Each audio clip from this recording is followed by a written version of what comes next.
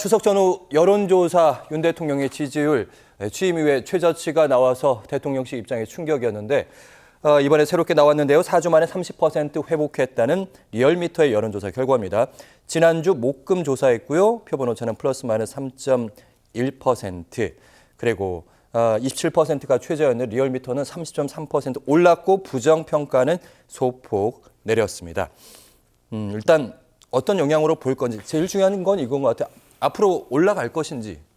이 조사의 의미가 있는 거는요. 예. 하락 추세를 일단 끊었다라는 거예요. 뭐 27%나 30.3%나 뭐 그렇게 큰 차이가 있겠습니까? 다 오차범위 안에 있는 건데. 근데 일단은 하방 추세를 끊었다는 것이 상당히 대통령실에서는 의미 있게 판단할 것 같다라는 좀 생각이 들고 체코 순방 영향도 있을 거고. 근데 윤석열 정권 들어서서 지지율의 등락 추세를 보면은 대통령 부부가 국내에 없을 때 지지율이 조금 상승하는 그런 분위기도 좀 있더라고요. 그러니까 대통령 부부가 국내에 있으면은 막 자꾸 논란이 되잖아요. 우리 추석 전을 좀 생각해 보자고요. 김건희 여사가 마포대교 가가지고 막 지시하시고 통제하시고 명령하시고 비판 많이 했잖아요. 근데 이제 체코 가 계시니까 공식적인 활동 모습만 보여주니까 부정적인 기사가 덜 나갔단 말이에요.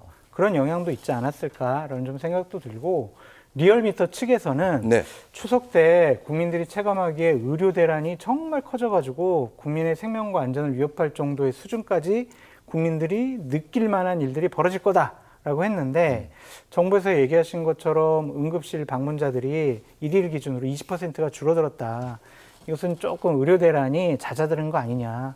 그거에 대한 위험도, 부정적인 평가의 민감도, 반응도가 좀 낮아진 거 아니냐. 그런 평가도 해볼 수가 있겠습니다. 네, 앞으로 이제 어떻게 지지율이 될 것인지 이 부분이 아마 용산 대통령실도 고민일 텐데 10월에 그래서 세 개의 파도가 있다. 첫 번째는 이제 국정감사 얘기하고 있고, 그리고 그 다음에 이제 김건희 여사 얘기하고 있고, 세 번째가 보니까 재보선 결과 있고, 어떻게 보시는지?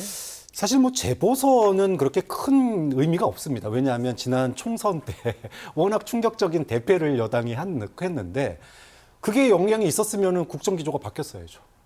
아무 영향이 없습니다. 윤석열 대통령 마이웨이에 전혀 영향을 못 줬다. 그래서 재보선은 야당 내에 지금 뭐 호남의 영광군수 자리를 둘러싼 뭐 찻잔 속의 태풍 그런 정도의 영향인 것 같고요.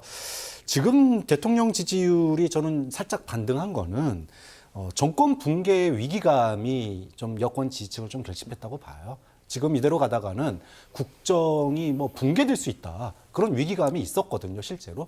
갤럽 기준으로 20% 이하, 소위 10%대가 나오면 실제로 대통령이 탄핵될 수도 있다. 이런 뭐 언론 보도나 뭐 유튜브들이 뭐 엄청나게 돌아다녔잖아요. 예. 그런 거에 따른 위기감, 그리고 생각보다 이제 그 소위 응급 의료 위기 이 부분이 아무래도 이제 국민들이 그 위기감이 워낙 더 조심했잖아요. 정말 조심하고 조금 뭐 아프다고 그래서 이제 응급실 찾고 이런 것도 많이 자제하고 좀 그런 것들이 영향을 미쳤다고 보는데, 문제는 본질이에요.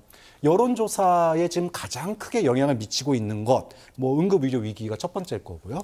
두 번째는 김 여사 공천 개입 논란입니다. 근데 김 여사 공천 개입 논란이 하루아침에 꺼질 기미를 보이지가 않아요.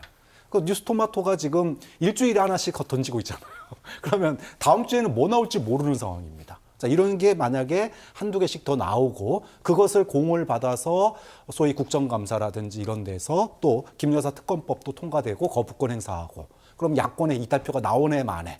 이러면은 여권 지지율 또 대통령 국정수행 지지율은 또 떨어집니다. 그렇기 때문에 지금은 정권 붕괴 위기감으로 일시적으로 뭉쳤으나 이 지지율 하락의 이런 요인들이 크게 뭔가 획기적인 변화를 나올 게 보이지가 않는다. 좀 그런 점에서 몇 퍼센트 더 떨어져도 전혀 이상하지 않는 상황이 올 거라고 봅니다.